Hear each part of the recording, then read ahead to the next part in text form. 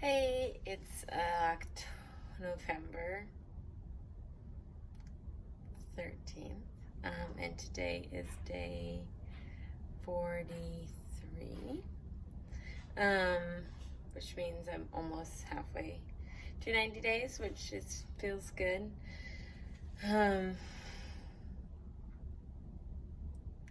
Today I was thinking about how relatable eating disorders are to um, any sort of addiction, and how oftentimes there can feel like a lot of camaraderie when talking to other people about my experiences, because it is very similar to people who have gone through other addictive disorders or habits.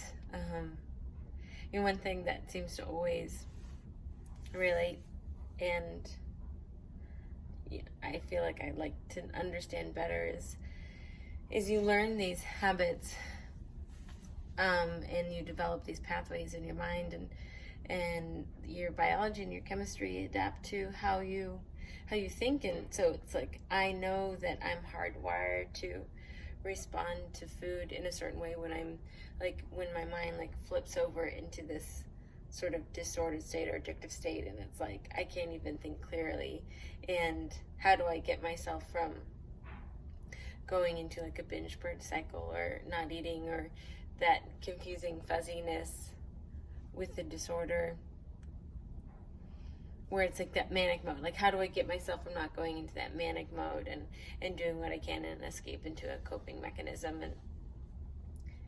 And I still don't really know, because it feels like to me that the thing that absolutely isn't is controllable. I can't control once I'm in that state. That's what makes it manic.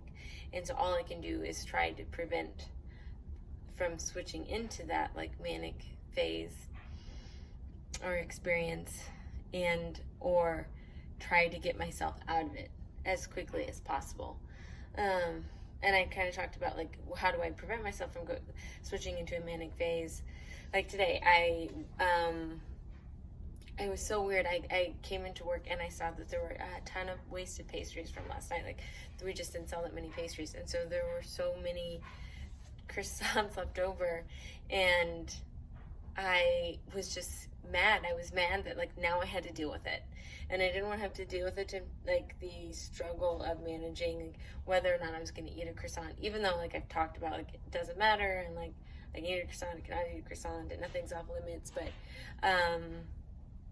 still, I was just was so irritable and grumpy when I got on shift, because I was just fuck, I don't want to have to do this. I don't want this. We haven't had any, and it hasn't been something I've had to face, and now I do. And more or less I did okay. I ended up eating a croissant and a half, and I was riding that line of flirting with the trick, flipping into a manic mode. If I just had one more croissant, or if I had eaten them closer together or something, I know I could have flipped into it, even though there's no food too much, and I didn't eat too many pastries by any means. And I was able to get through it, but it was just exhausting to have to manage that for my whole shift, and it's that kind of stuff. I'm how do I move past it?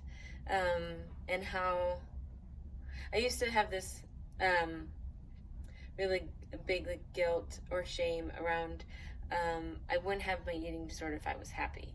And if I was happy with the way my life was, this wouldn't be a problem. And when life was happy, or felt happy, then I felt guilty that I didn't actually enjoy. I wasn't happy with life because I was having a hard time with my eating disorder. And I just realized today, even just when I was at my shift, that it doesn't matter where my life is at. If I'm happy, sad, discontent, angry, if I don't acknowledge my recovery and who I am in recovery that day, or where I'm at, or if I don't acknowledge my feelings, regardless of positive or negative or neutral, that's what's hard. And it did feel a little bit better in the sense of I can have a hard day and still be happy with my life. I can have a hard moment or struggle with the extra pastries in the back, not because I'm relapsing, or I'm not actually in a good space, or I need more help than I think I do. But just because it's just a hard thing, and maybe it's because I'm still hardwired, those pathways are still there, and so like just takes more effort. It takes more diligence and determination, just like not get triggered by that addictive habit.